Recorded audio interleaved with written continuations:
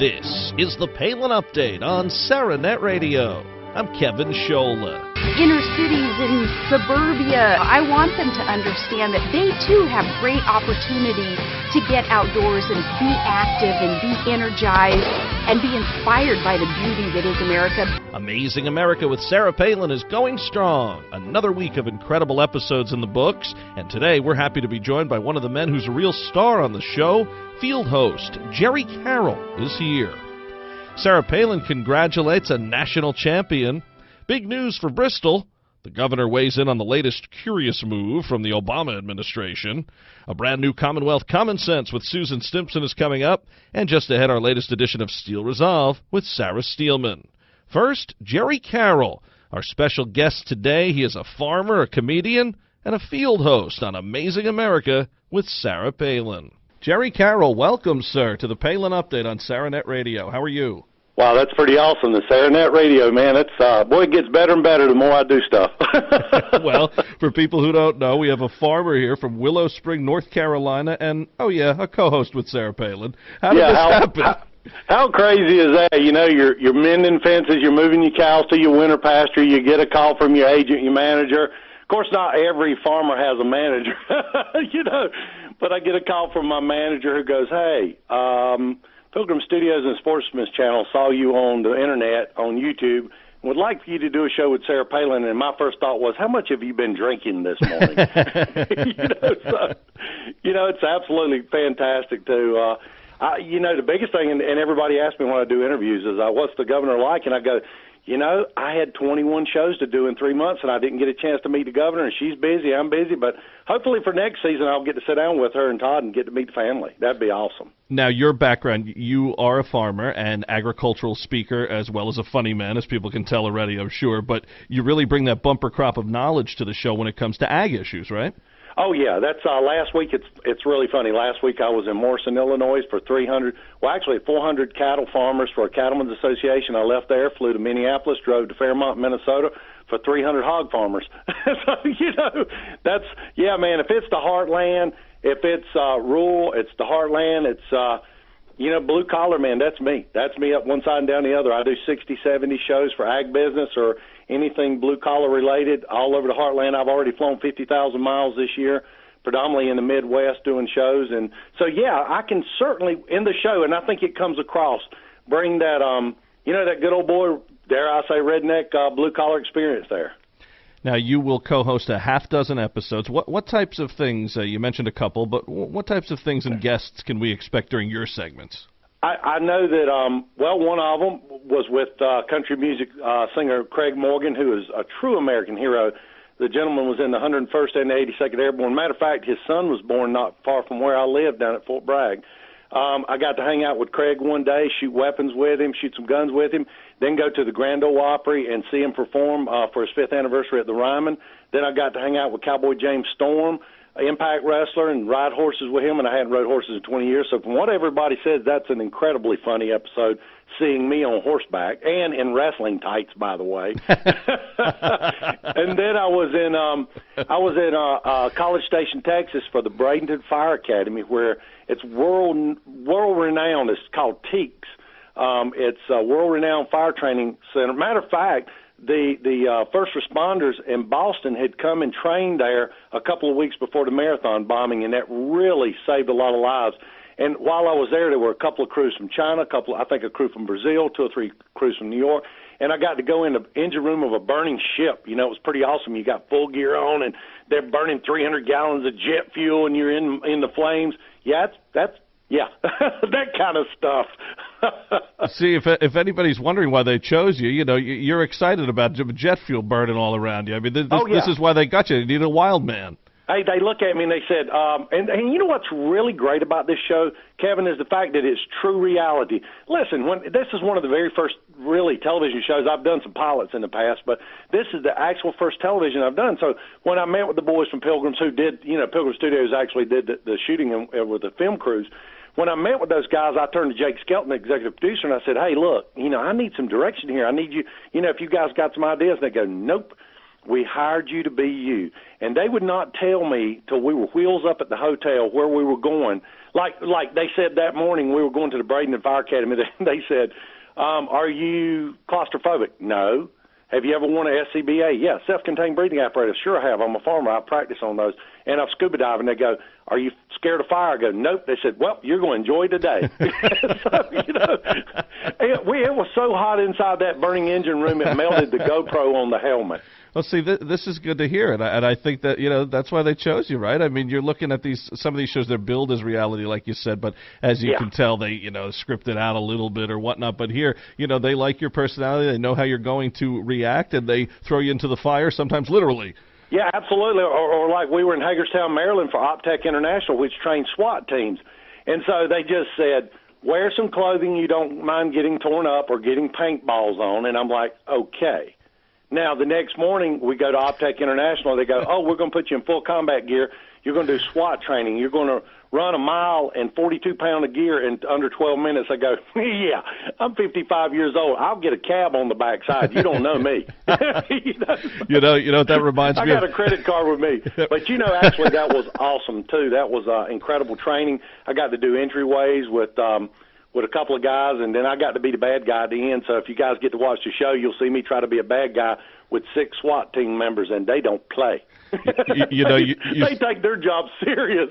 You said getting a cab, reminds me of the old story Jackie Gleason told about it. He would used to, when he would meet up with Toots Shore in New York City, they said they would, both of them were very much overweight, obviously, and they would say, let's race around the block, but one would run one way, one would run the other, and every time Gleason would lose, and he couldn't figure it out. Here he's back, he's heavy breathing. He found out years later, Shore would get a cab, and he'd be sitting there waiting for him on the other end. They would run the other way, and he said, I wonder why I never passed you. Oh, Lordy, that's awesome. Yeah, it's been a great experience. It really has. Like I said, I'm a little disappointed I didn't get to meet the governor, and just think the world of her. It's a funny situation when they told me that this was going to be Amazing America with Sarah Palin, and you were like, really? And my agent and I, we were talking about it, and because that's one thing about it. When the governor's involved, when Miss Sarah's involved, we're going to get publicity. You're going to hear about it. It's all over the web, and my wife takes everything personal. So she's looking on the web at some of the, comments. She goes, well, people just don't know that they see the show. And I go, honey, you just have to let it slide. So, it's amazing to me. It's just was so much. It's so incredible because she is the first lady of outdoors. And the things that we're doing, and that's the first thing people ask me, are you doing a lot of hunting and fishing? I go, actually, I didn't get to do any hunting or fishing. It's more about what makes this country great. And I think that's what the governor is all about, wanting to show what makes this country great, the people and the places that we went to, and the people that I entertain every single week throughout the heartland. Well, I think I could tell from your excitement, but were you a Palin supporter before you got the opportunity to be in the show? Very much so. I'll be honest with you. I tell people all the time, I've done a few interviews, and that's the first thing they'll say, well, do you agree with the governor on everything? I go, dude, I don't even agree with my wife on everything. I said, look. Or yourself, right? I'm a registered Republican. I consider myself an independent, but I'm a registered Republican. I think I would be more of a registered conservative when it comes to the economy, and I'm very conservative. Some things I'm not as much on social issues, but still, then again, you know what? We all have a different opinion, and the great thing about it is we can all disagree but not be disagreeable. And that's what's driving me crazy in this country now is the sheer vitriol that I hear. And this country is divided, and I all of my shows are with rural America and hardworking people and people out there just trying to make a living. And the way this country is divided now from coast to coast and then the central part, it seems like everybody overlooks the regular people. You know what I'm saying? Absolutely, absolutely. We see it all the time, the flyover states, if you will. Yeah, and that infuriates me. That's one thing I actually talk about that a lot in my show. I said because I fly over 100,000 miles a year, so I get a lot of first-class upgrades, and I was sitting in first class with a gentleman from Minnesota out of Minneapolis, and we were heading to Seattle, and I was heading to Seattle to do a show, and so I love looking out the window. I just love everything about this country. I love to look at every square, every round circle that's irrigated, every grain bin, and we're flying across Minnesota heading into the Dakotas, and this guy looks over at me, and man, his suit and his shoes cost more than my pickup. So he looks over at me and goes, boy, it's a whole lot of nothing out there. And he said, I'll tell you what, if you see anything interesting or important, let me know and I'll look out. And it just infuriated me. Yeah. I said, excuse me? He goes, yeah, a whole lot of nothing. And he said, I don't know why people would live there. I said, let me tell you what's important and what's important out there and what's interesting out there. Every single thing you see, and boy, I read him the riot act, and he said, hey, man, I didn't mean to upset you. I said, well, it just proves what my dad's always said. Even educated people can be idiots once in a while. Yeah, these guys think. And he said, well, what do you do? I said, well, I'm an ag speaker. I'm a farmer and ag speaker. He goes, well, I don't know a thing about agriculture. Maybe you can tell me. Well, I can tell you one thing, brother. The next 3.5 hours, he learned more about agriculture in Middle America than he ever wanted to know. Amazing. You figure they don't know where their food comes from. Now, you really have that incredible American story, Jerry, that I think this show is trying to capture, right? I mean, you went from rural farmer to comedian to TV host. That's Amazing America at its best. You mentioned your dad. Your family's been getting their hands dirty for what? A long time. You farmed it all, from tobacco to corn, small grain, soybeans, cattle, hogs. What's your favorite? Right now, I love my cattle because they're very easy to take care of. Matter of fact, I had calves born today, as a matter of fact. It's springtime in the Carolinas. It's 75 degrees, and I had my first 2 calves born today. I've got 10 brood cows and a bull. I just love going. When I come in off the road, Kevin, I like putting gravel in my travel. I go down to the farm, get in my Kubota, go over to the farm, and let my Border Collie chase the cows and just sit there. And life's good. I tell people all the time I've got 2 grandbabies that adore me, a dog that loves me unconditionally, and a wife that tolerates me in a 100-acre farm. What more could you want out of life, There you go. I fought hard for 20 years never to be found, and we keep turning TV down. But when I got an opportunity to be on a show with the governor, I went, yeah, this might be the one we want to do. And the comedy, how did that start? I mean, here's a guy who's a farmer. How did that all start? Well, we used to farm about 2,000 acres, or 1,500 acres of crops, 150 acres of tobacco, 6,000 hogs. And then at the age of 35, I decided I'd love to try doing some stand-up because I had done drama in high school and really enjoyed being on stage. And, you just get one of those, we were working 70, 80 hours a week. I didn't have time to hunt and fish, but I could go do stand-up at night. And I went to Charlie Goodnight's in Raleigh, one of the top comedy clubs in America, and auditioned, went up and did amateur nights. They loved it. They brought me in to MC, and I still hold the record. I went from emceeing to headlining in 9 months because I was 35 when I started, so I had a lot to talk about. That's incredible. Well, how can people learn more about you, Jerry? They can go to thejerrycarroll.com. Again, that's jerrycarroll.com. I have some CDs also, or you can look up my CD, which is Dirt in My DNA. I feel like I was born with dirt in my DNA. It's a bunch of great. If you love blue-collar comedy, that's me. But thejerrycarroll.com is how you can find me. Of course, just look anywhere on Amazing America on the Sportsman's Channel. We've got some good stuff on there about me. But that's how you can get in touch with me. You can find me. And, folks, I'll come and entertain for anybody. I'm a comedy mercenary. I ain't cheap, but I can be had. I'm just like a politician. Well, listen, folks, we can certainly see him on Amazing America with Sarah Palin on the Sportsman Channel. The very, very, very shy Jerry Carroll. Thank you, sir. Oh, absolutely. I'm glad you got me out of my where I would actually talk to you. Hey, look, anytime you want to fill some time, don't hesitate to call. I'll talk your ears off the side of your head.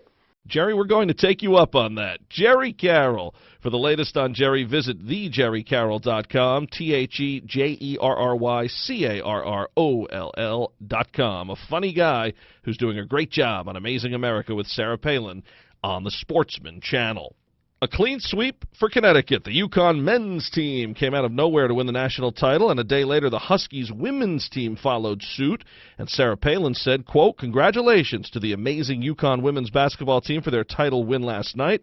Props to both UConn and Notre Dame for coming in undefeated till the very end. What an impressive and unprecedented game. Last night, Coach Gino Auriemma bested Coach Pat Summitt's record in title wins. Pat, who is now courageously battling health challenges, is a legend in the sport and will never be forgotten for her tenacity and all that she's done for women's basketball, unquote.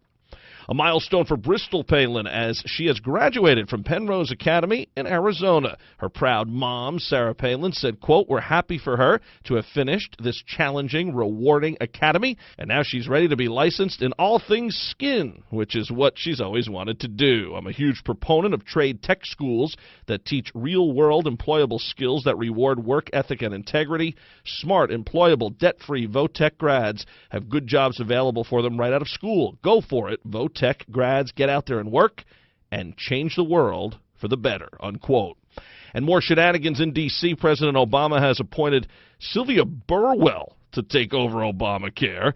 Governor Palin ripped that choice, saying, "Remember last year when America's war memorials, national parks, patriotic amenities, student White House tours, etc. were shut down because the Obama administration's spending priorities are so out of whack? Americans were told the federal government didn't have enough of our tax dollars to allow World War II vets to walk across a public sidewalk to visit a statue honoring these heroes. This during the shutdown when crony capitalism, earmarks, and waste and fraud continued to fill the swamp. This while the first family continued to live elaborately large, and some in Congress had the gall to whine that they aren't paid enough. This while the people's will continued to be arrogantly ignored. What a cold and callous bureaucrat it was who'd direct that quite revealing fiasco, an episode over which the Obama administration never recovered in the court of public opinion. Who would do such a thing? Who would punish patriotic Americans? Who sent the email initiating all this?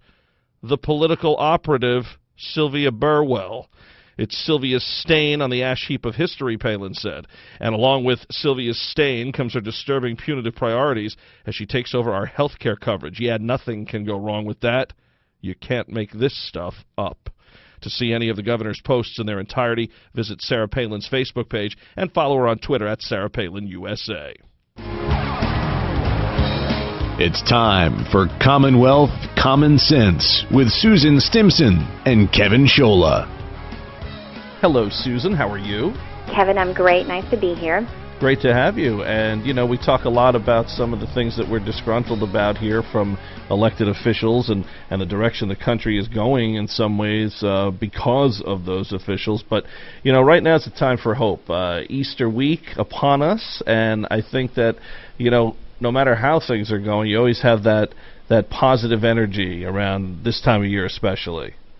Well, certainly from my perspective and my faith, you know, this is the essence, you know, of why God came for us. It's for freedom that Christ, you know, set us free. It's because He does love us and He wants to give us free will to choose to accept that love. So with all of the things that we can fret and worry about in our country and in our lives, there always is that hope, you know, that we are not alone.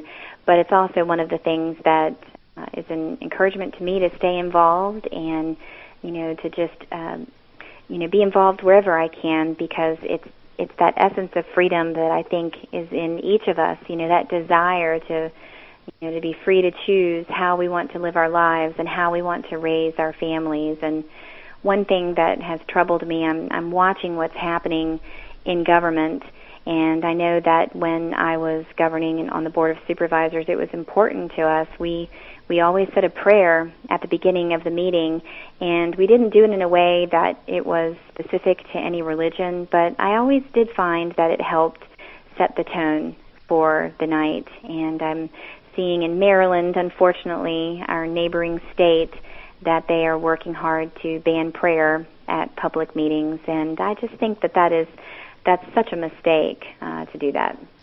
I agree with you, and, you know, it's a new thing, too, at least as far as the power of those who have some sort of problem with this. You know, the atheist billboards, the attack on Christmas, as Governor Palin pointed out in her recent book. We always prayed before our football games. I was in the New York City suburbs growing up, hardly a bastion of conservatism, okay? Yet it was never looked at as anything strange at all. We had Jews on the team, and everybody prayed, like you said, a generic prayer.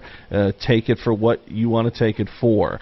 And for this to be, you know, cracked down upon when there's so many things going on in this country that need to be cracked down upon, you know, that's looked at as, well, you know, we don't want to touch that. But here's something as simple as prayer in a Christian nation, a nation founded under God, and we have to fight for this every day. It's really amazing. Well, and it's the battle and the idea of where do our rights come from? Do they come from God or do they come from the government? And I think that that's something that all of us need to be aware of, the freedom of religion, that government shall not establish a religion, but it does not preclude us from an expression of our faith. And so during this Easter week, I think that it's important for us to just focus on the hope of what God did for us by sending His Son, and remember, loving our neighbor as we love ourselves, and He says, do this and we will live. Well, talk about an incredible story, the Easter story, unbelievable. I know, at least in my church, when the pastor talks about it, you just see everyone's faces light up. They've heard it many, many times before, most of them, but it really is that new sense of renewed faith and energy, and like you said, the best word here, hope that actually does mean something, not the hope and change we talk about so often here. Exactly, and Kevin, I just want to commend you for what you do, and just having the show that you have that discusses so many of these important issues that all of us should be thinking about and be fighting for. And I just want to thank you for the opportunity that we can talk about these things. Well, Susan, you're the best, and we appreciate that. Happy Easter to you and your family. And listen, I don't care what Michelle Obama or Bloomberg say, have as many Cadbury eggs as you want. That's awesome, Kevin. You too, and talk to you soon. Susan Stimson in Virginia. More Commonwealth Common Sense next week. Now, our weekly commentary, Steel Resolve. Here's Sarah Steelman. Thanks, Kevin. If you haven't read Peggy Noonan's Wall Street Journal column this week, you need to. As usual, she hits the nail on the head, pondering the question, how do you think Ronald Reagan would view the situation with Russia? Her answer describes his approach to problem solving as the artist that he was, always visualizing his role in the big picture. This is an interesting and accurate observation.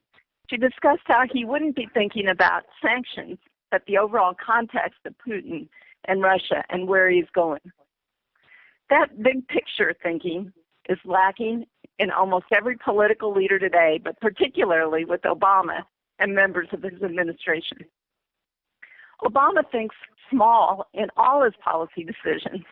He pushes raising the minimum wage instead of pursuing strong economic policies that actually help reinvigorate the economy, creating millions of jobs. He spends his time preaching about pay inequity while underpaying the women in his own office. He focuses on sanctions that hurt individuals close to Putin instead of advancing a comprehensive, strong foreign policy that starts with a strong American economy. He wants to close the education gap that exists in the public school system using grant money, instead of embracing a bold plan creating more charter schools across the country. Obama uses a piecemeal approach to governing instead of painting with bold colors and recognizing the big picture. We need political leaders who recognize that big picture and approach life and governing with courage, not fear. Only then will we restore the strength of America in the world. This is Sarah Steelman for SarahNet Radio. Tune in again next week for another segment of Steel Resolve right here on the Palin Update. The Palin Update, including Commonwealth Common Sense and Steel Resolve, is on demand and available for download. So just head to SarahNetRadio.net, pick the show you want to hear, and you can listen anywhere, anytime. Well, that'll just about do it for this edition of the Palin Update on SarahNet Radio. Visit SarahNetRadio.net for continuing coverage of Governor Palin. Also follow along on Twitter at SarahNet Radio, at Kevin Scholla, at Susan B. Stimson, and at Sarah_Steelman. Palin Patriots is our feature on SarahNet.net. Check out the writings from our great panel of contributors, including Dan Bongino, Martha Zoller, and Bader Carmoot. And I'm doing some writing for Breitbart News. Just go to Breitbart.com and search Kevin Scholla. I want to thank Sarah Steelman, Susan Stimson, and everyone here at SarahNet Radio. Thanks to Jerry Carroll, and thank you for listening today. Please be sure to join us again next time for another edition of the Palin Update. I'm Kevin Scholla. Have a pleasant day, and Happy Easter.